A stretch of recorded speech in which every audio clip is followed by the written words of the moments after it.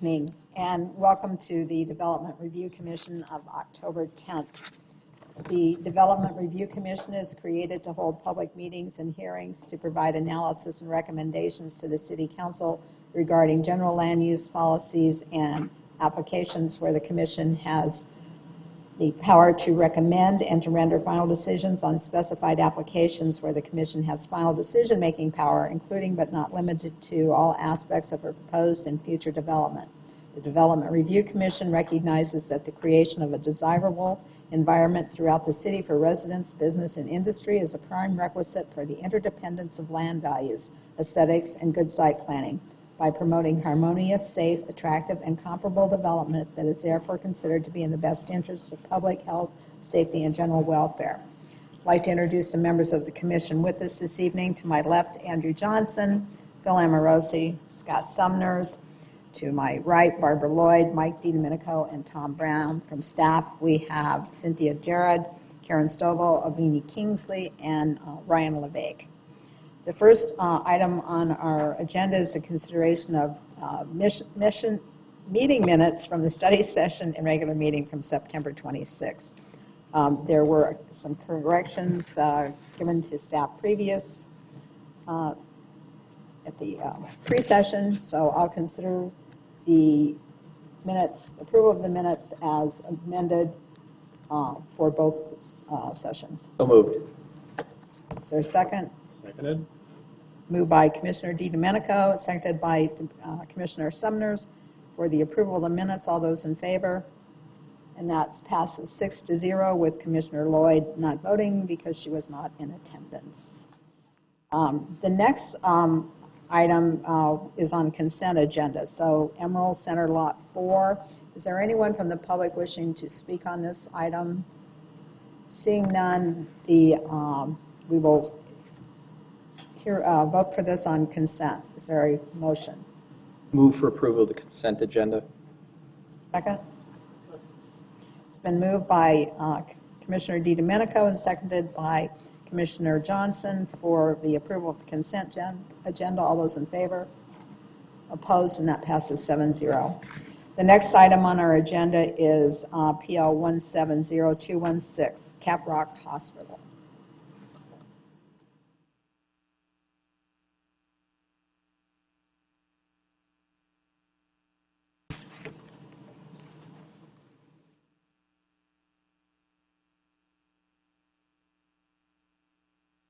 Good evening, Commission. My name is Obina Kingsley, Planner 2 with the City of Tempe.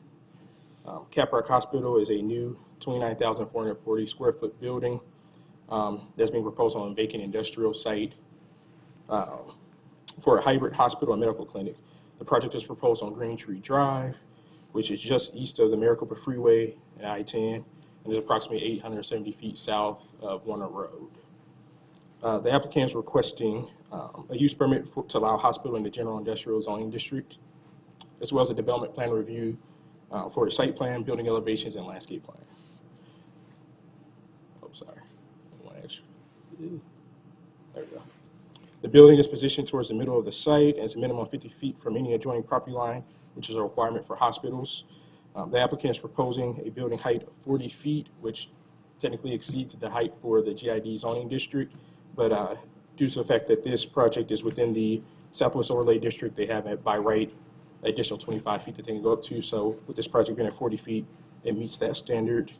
And the project will also be providing an ample amount of landscape, about 3 times more than is required for a GID zone site. Staff is recommending approval of this project here. A couple of elevations there, sorry. Those. And also for the record, as I mentioned in the study session, I just want to point out that on their site plan, it shows that they are required 6 spaces, and in reality, they're only required 2, but they will be providing 6 spaces total for the project. The reason staff is providing approval for this project is the project will meet the development standards required for the zoning and development code. Also, the project meets the approval criteria for a use permit and development plan review. At this time, I can answer any questions you may have, and I'll allow the applicant to provide more detailed information in regards to the project. Any questions for staff at this time? Seeing none, the applicant, if you'd like to give a brief presentation.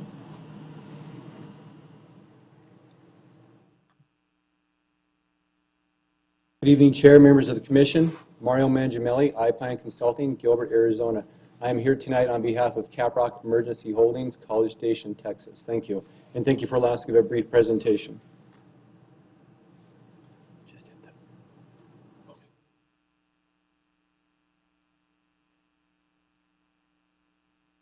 As staff has identified, this is a two-part request. The first part is the use permit for the development and operation of the hospital facility, approximately 29,400 square foot hospital facility.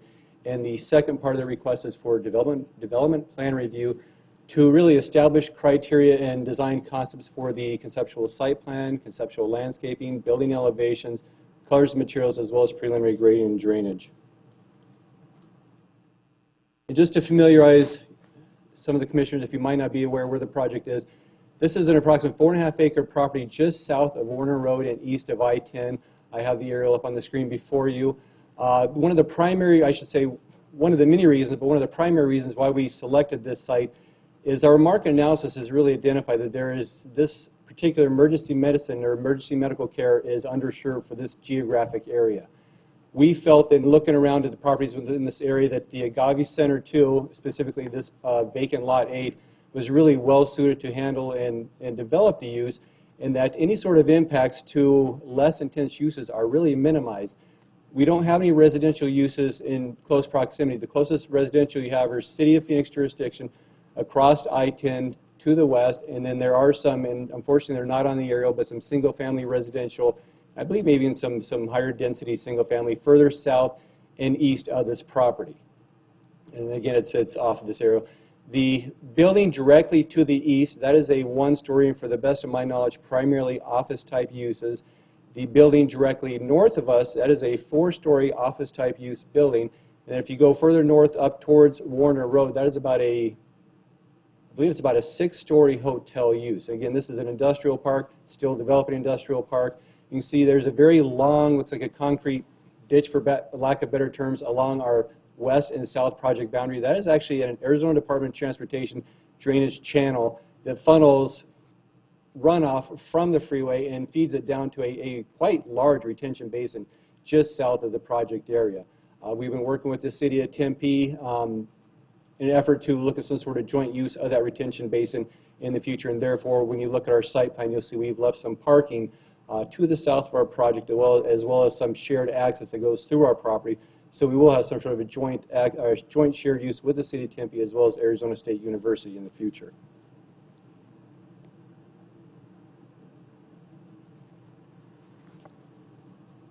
As identified previously, the request is for a 29,400 square foot hospital facility.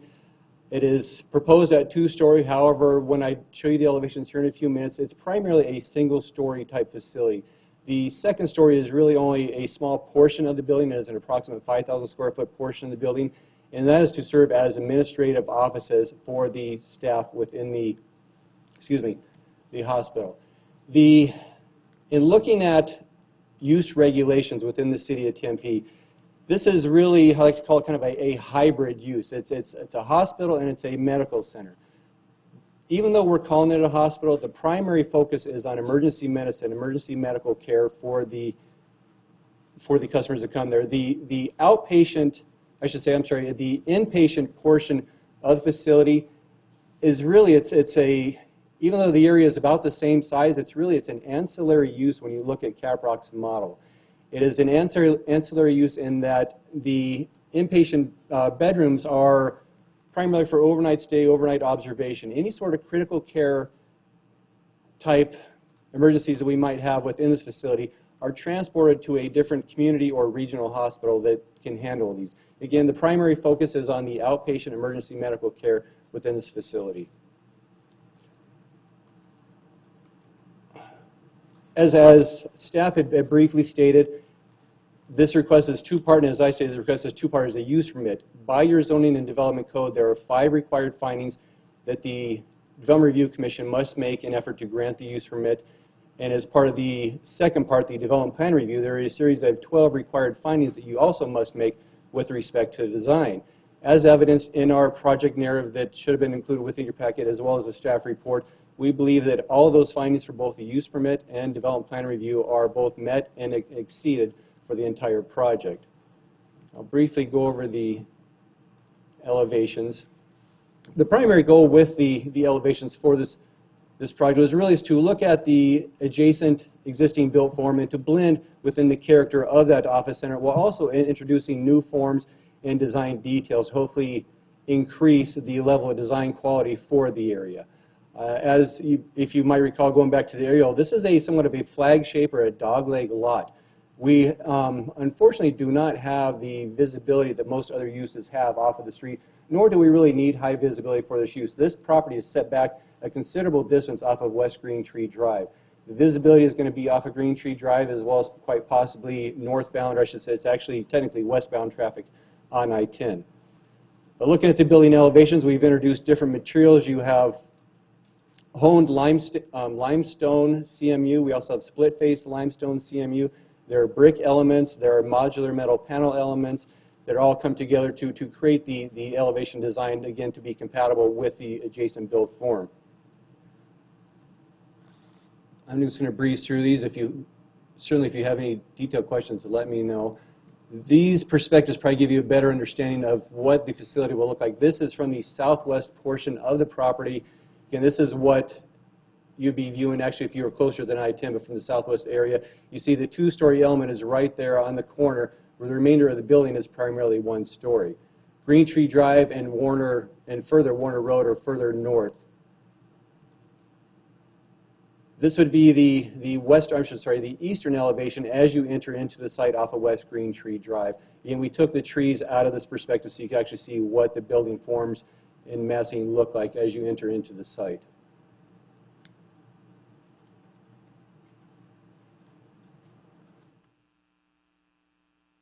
And if I could just say in closing is that we believe the overall project does further the overall vision, goals, and policies of the Tempe General Plan, as well as this project does meet and exceed all of the zoning and development code provisions and requirements. We think this is a good use for this property. It is a 24-hour use. We believe this location provides minimal or no adverse impacts to any less intense uses within the area. We are coming to you with staff's full support and staff's full recommendation. We are in agreement with staff's recommended conditions of approval, and therefore we ask for your support as presented. Thank you. Any questions of the applicant? Commissioner Amorosi. Hi. You'll have to walk me through this because can we look at the overhead?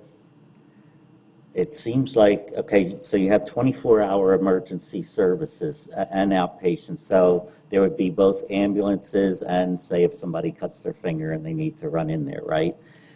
The only way in right now is off of Harl. Can we see an overhead? Get back to the overhead. Commissioner Amorosi, through the chair, would you like to see the aerial or the Yeah, site the aerial, plan? Okay. yeah. And that is a very good question you bring up. In fact, staff had very similar questions throughout our review process with staff. You are correct in that Green Tree Drive does lead to West Harl, which ultimately leads out to West Warner Road to the north. That is the only signalized intersection at this time on Warner Road. Right. The ambulance, as you see within the elevations, we do not anticipate, nor does our current model utilize the ambulances for emergency drop-off. Those ambulances are usually going to more of your community or regional hospitals. Okay. 99% of the time, the reason why the ambulance is there is to take the critical care patients from our facility to a community or regional hospital. Again, we're not going to have ambulances coming in and out of that property All right, at a constant rate. that being said, right, then people that are coming in there, because you don't have a large frontage, it's a difficult site there. And I notice you have some nice landscaping, but and we don't have to deal with the signage, but is there going to be something that tells people that are going to be probably anxious because they're in an emergency, hey, here we are, you're over here. They're not like ambulance drivers that are professional, because then they have to come in and they go all the way down south along that drive, and your entrance is facing the freeway. Why wouldn't the entrance face closer to where they enter into your site? Commissioner Amorosi, through the chair, that's actually a very good question. If I could just jump forward to the site plan, if you don't mind.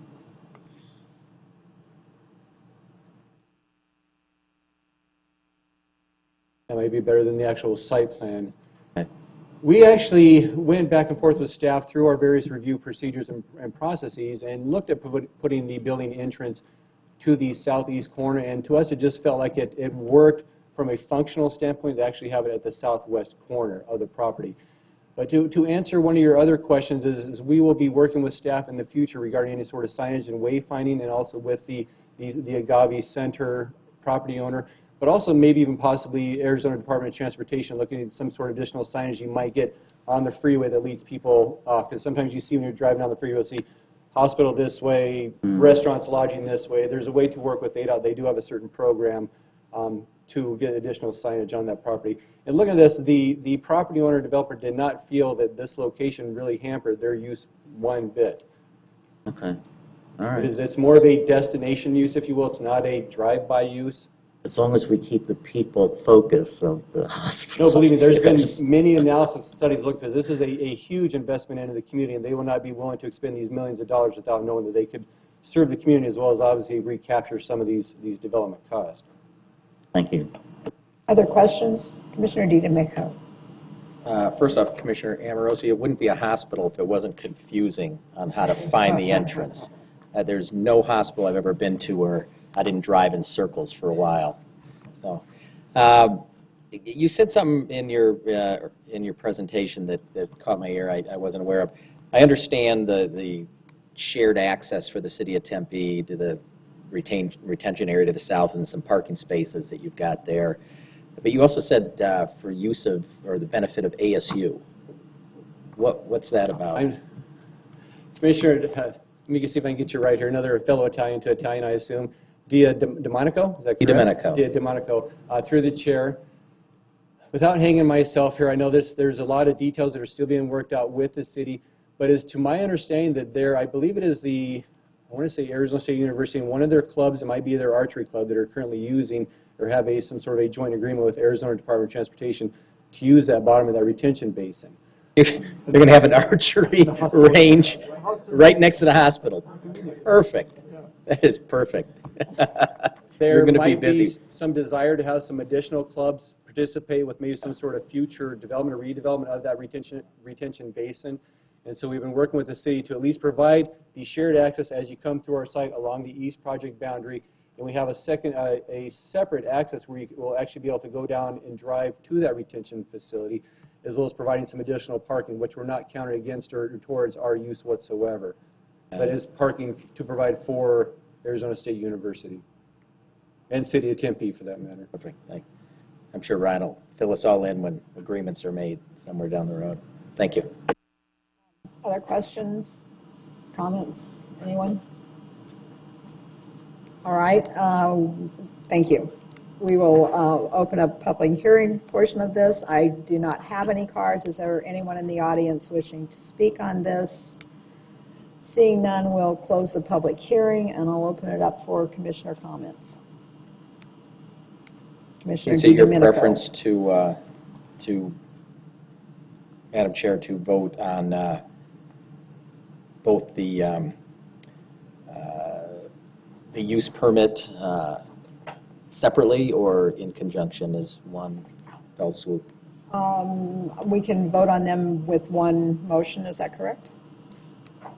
Yes, either separately or together they can be voted on. If there's some concerns with the use permit versus the development plan review, then that's typically where you may want to ask for a separate vote. But Assuming that nobody has an issue with the use permit, I'll put a motion on the table.